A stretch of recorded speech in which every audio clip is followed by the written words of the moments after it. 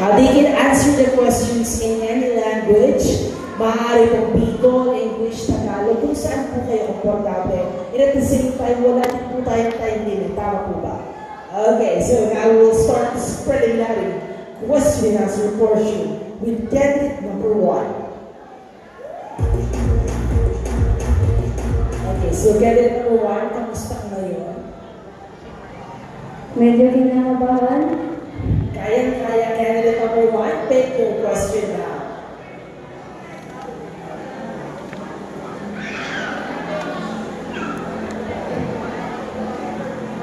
Candidate number 1, this is your question.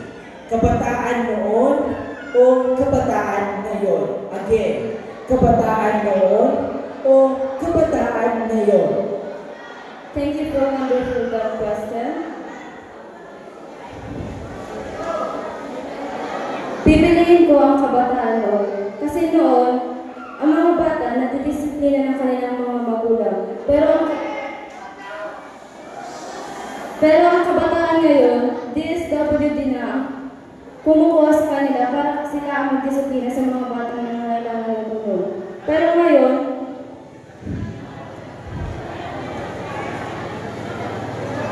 kabataan noon ang aking pipiliin. Thank you.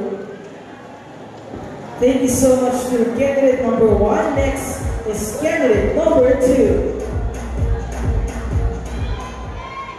Candidate number 2. Kamusta ka ngayon? I'm feeling well. Okay, so take your question now.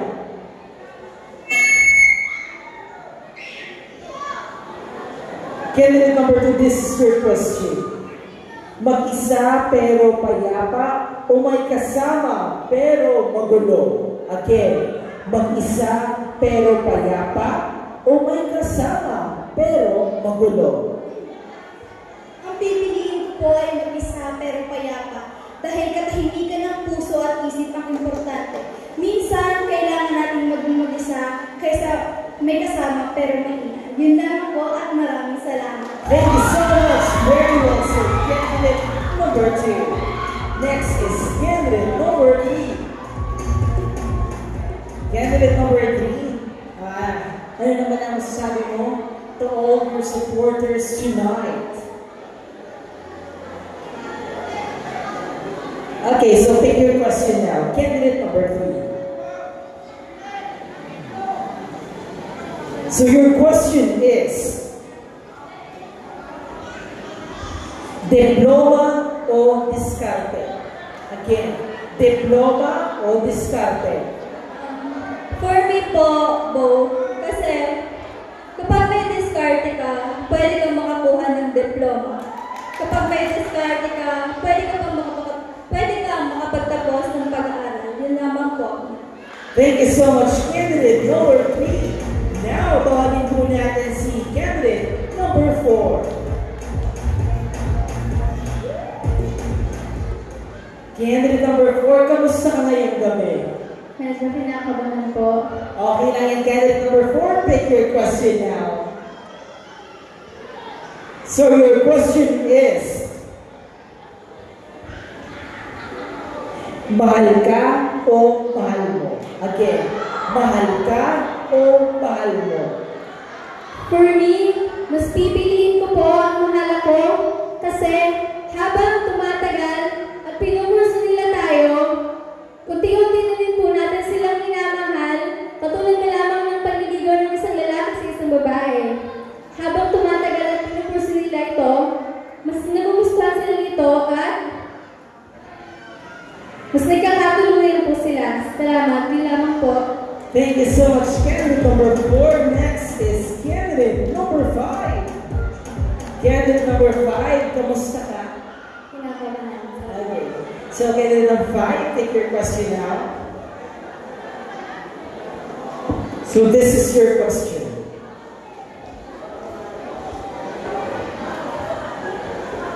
Trabaho na mahal mo o trabaho mataas ang sweldo? Again, trabaho na mahal mo o trabaho na mataas ang sweldo? Okay, thank you for the answer. For the question po. So I would answer, trabaho na mataas ang sweldo. I would choose for the practicality. Iisipin ko kung saan mas makakapag-earn ako. Wherein, magkakaroon ako ng mas magandang kinabukasan is magkakaroon ako ng magandang opportunity. It's always the practicality po. And I thank you. Thank you so much. And now, proceed po tayo sa next candidate number 6. Hello, candidate number 6. Ano naman ang masasabi mo sa lahat ng mga supporters mo ngayong gabi? First of all, thank you po sa gabos na nagsusuporta sa kuya. Lalo na sa mga kaklase ko dyan, thank you so much! Wala bang kamong maray. Okay, so pick your question.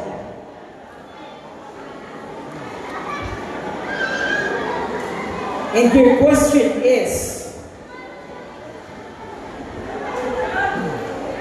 pangarap o pag-ibig? Again, pangarap o pag-ibig? Magano ka mo? Para po sa kuya, pangarap po.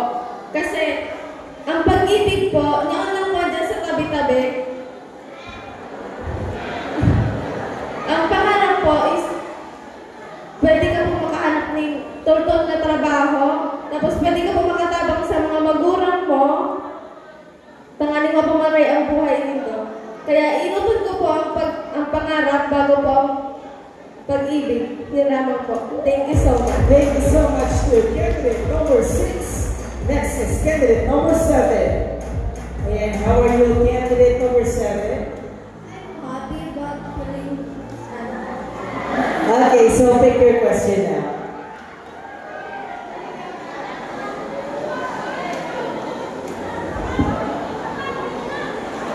So this is your question. Matalino o maganda? Again, matalino o maganda? Maraming salamat po sa napakagandang katanungan.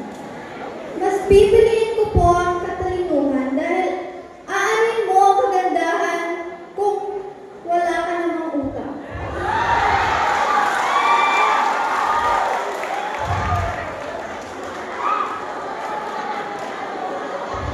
At pag matalino ka, pag nakatapos ka ng pag-aaral, pwede kang makahanap ng trabaho at makapagtapos. Yun lamang po. Maraming salamat. Thank you so much to candidate number 7. Next tawagin natin si candidate number 8. Ayan, candidate number 8. Kamusta ka? How are you? Ayos. Okay, so pick your question now. Candidate number 8, this is your question.